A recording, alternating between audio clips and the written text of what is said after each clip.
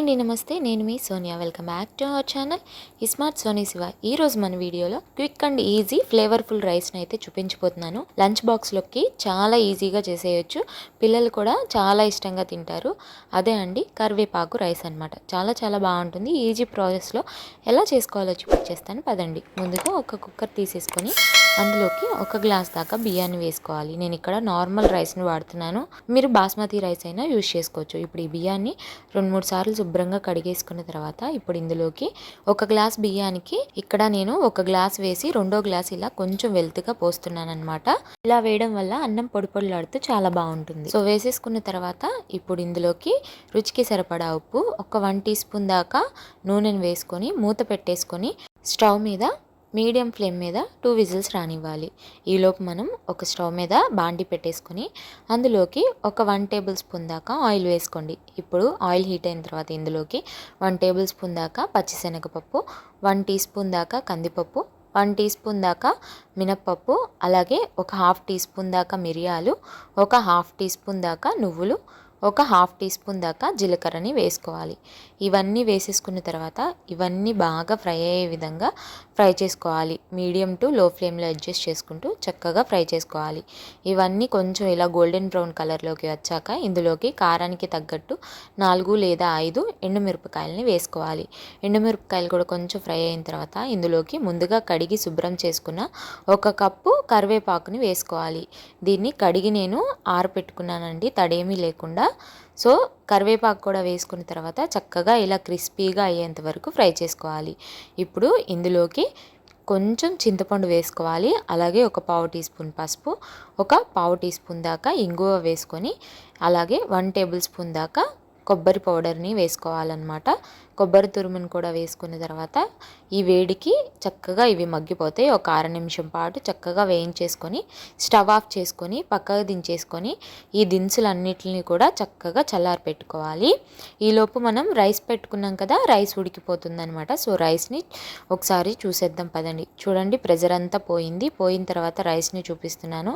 చూడండి, మనకి అన్నం పొడి పొడిలాడుతూ చాలా బాగా వచ్చింది కదా.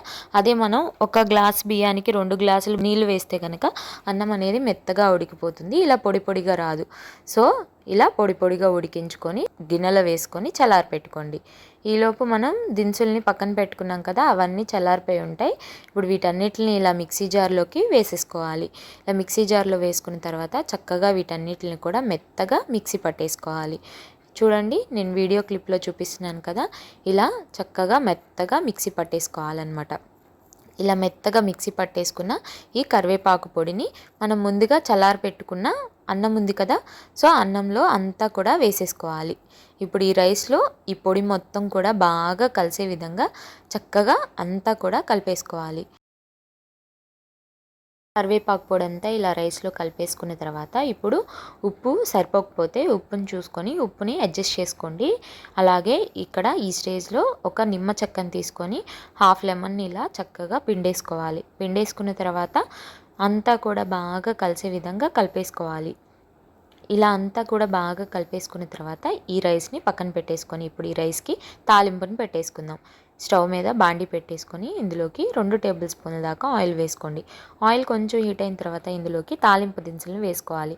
పచ్చిశనగపప్పు, మినప్పప్పు, జీలకర్ర, ఆవాలను వేసుకొని 1 టేబుల్ స్పూన్ దాకా వీటన్నిటిని కొంచెం ఫ్రై అవనివ్వండి. ఇప్పుడు ఇందులోకి ఒక 1/4 కప్పు దాకా పల్లీలను కూడా వేసుకొని పల్లీలలోంచి పచ్చివాసన పోయి చక్కగా వేగేంత వరకు వేయించుకోవాలి. ఇలా పల్లీలు కూడా చక్కగా వేగిపోయిన తర్వాత ఇందులోకి 2 ఎండుమిర్చిని ఇలా చిన్న ముక్కలుగా చేసుకొని వేసుకొని ఎండుమిర్చిని కూడా కొంచెం ఫ్రై అయ్యేంత వరకు ఫ్రై చేసుకోవాలి. ఇలా అన్నీ కూడా ఫ్రై అయిపోయిన తర్వాత ఇందులోకి ఒక 1/4 కప్పు దాకా జీడిపప్పును కూడా వేసుకొని జీడిపప్పు కూడా గోల్డెన్ బ్రౌన్ కలర్ వచ్చేంత వరకు చక్కగా ఫ్రై చేసుకోవాలి. జీడిపప్పు కూడా ఫ్రై అయిన తర్వాత లాస్ట్లో కరివేపాకు కూడా వేసుకొని ఇప్పుడు ఒక 1/4 టీ స్పూన్ ఇంగువ వేసుకొని చక్కగా అంతా కూడా ఫ్రై అయ్యే విధంగా కలిపేసుకోవాలి.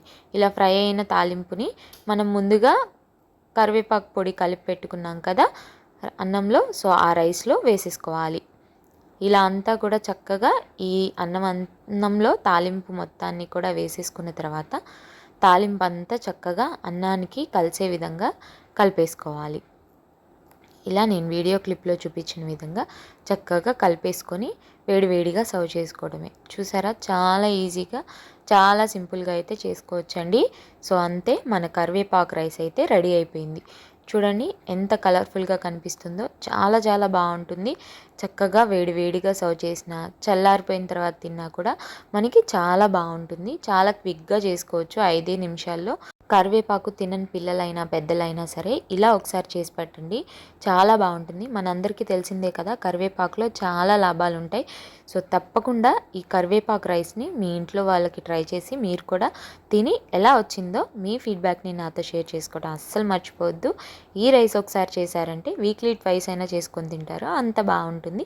ఈ వీడియో కనుక నచ్చితే వీడియోని లైక్ చేయండి, మీ ఫ్రెండ్స్ అండ్ ఫ్యామిలీ రిలేటివ్స్కి షేర్ చేయండి. ఇంకా ఇలాంటి ఎన్నో ఈజీ అండ్ హెల్తీ రెసిపీస్ కోసం మన స్మార్ట్ సోనీ శివ ఛానల్ని సబ్స్క్రైబ్ చేయండి. ఈ వీడియో అయితే ఇంతే, మరొక మంచి వీడియోతో మళ్ళీ మీ ముందుకు వచ్చేస్తాను. అంతవరకు సెలవు, బాయ్ ఆల్.